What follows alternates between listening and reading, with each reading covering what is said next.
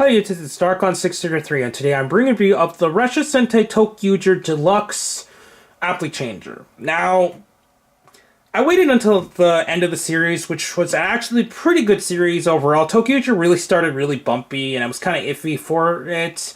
A lot of the beginning stuff seemed really kiddie for what it was, even for a Super Sentai series. I understand that the previous season, Go Buster, was a bit in quotations on the darker side and so on. But it is cool that we actually got a smartphone device instead of just the normal cell phones we got nonstop with the flip phones and everything. So it does have a little bit more to it, but unfortunately, just like the previous seasons, it's got limited functionality altogether. Now, we'll take a quick look at the box. It's in a more long style box instead of the wide style box, but it's cool because it's similar to, I guess, in a way that a regular cell phone is usually packaged. Obviously, you wouldn't have this full flap up here and so on. So it does have a little bit of cool design altogether. I really like the design of ToQ Slick 6/ToQger Roku-go. It was really cool to see Akira on the show, and I really like the character. He actually was one of the saving graces to the show altogether. Ever since his appearance, the show got a lot better. So I'm just going to put that outside because unfortunately it keeps trying to fall. Now, just to show how it looks like outside of the box, as you can see, it's got the nice design of a smartphone. It's got 4 buttons which work, but the other ones are just there for design. So it would have been cool to see the other ones work, at least with different sounds on, but what can you do for a 6-ring changer? It does open up in order to activate the features and so on. So it's like one of those flip versions of the smartphones, so it's pretty cool. It comes with one deluxe Ressha, which is not compatible with any of the mechas since it doesn't have an opening there to plug in or anything, or any, what's it called, articulation points. So obviously this cannot combine with any of the mecha, but it is still pretty cool on its own. Now, to show off the sounds, we're just going to flip this on. Now, keep in mind it's very quiet when closed. So it makes that sound when it's closed. And unfortunately, there's absolutely no lights on it. And just to show that the sounds actually come from here. And it does take LR44 batteries, so just keep that in mind. Now, the 4 buttons will activate the different type of features. We got the Henshin, Summoning Build Ressha, Summoning Drill Ressha, and the Call button. In this form, this is the only button that functions normally. The other ones will give you a warning sign, and you have to open up to activate it. So here we go. I really like that Henshin, the cell phone sound, the ringtone. Just to have a little easier time hearing in this one. So yeah, that's pretty cool. Now, obviously when you open up, it's going to make another sound. And then when you press the button now, so you can hear it's a lot louder, so here we go again. Just to have a comparison when closed, it's going to make another sound. So it's a day and night difference between the different tones of sounds. And just to show it does make that error sound, here we go. Makes that sound when closed, but when opening it's going to activate it. So we're just going to start it again. So we go into Henshin.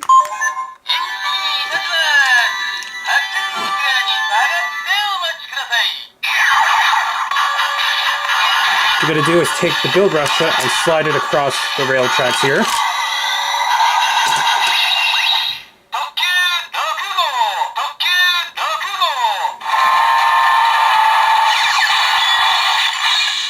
Now, what makes this thing even more limited is that, unfortunately, I'm just going to show the Henshin again. What happens is that you're actually sliding this Ressha across this button here. So in reality, you can just press the button to activate it. So yeah, that pretty much shows just how limited this thing could be. But just to show again.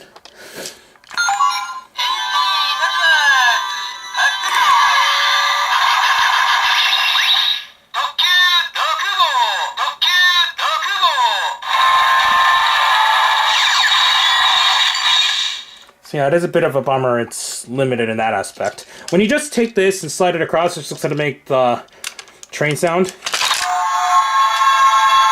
And you just click it, it does the same thing. You can see there isn't much to it on its own. Here we go. We press it to summon build Ressha now.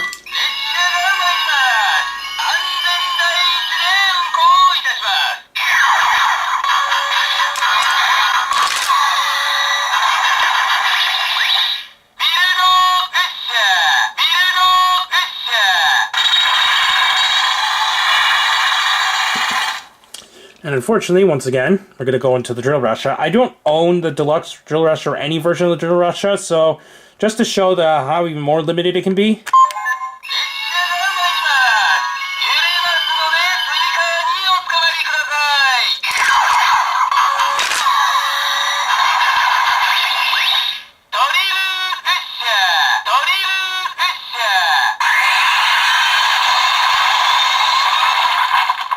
So as you can see, unfortunately, each of the buttons can activate only just by hitting the button, as I mentioned earlier. But even when you put in a different Ressha, even when you put in like the Drill Ressha, or even if you put in the Build Ressha and everything, it's going to make the same exact sound. So just show again. Just going to press the button.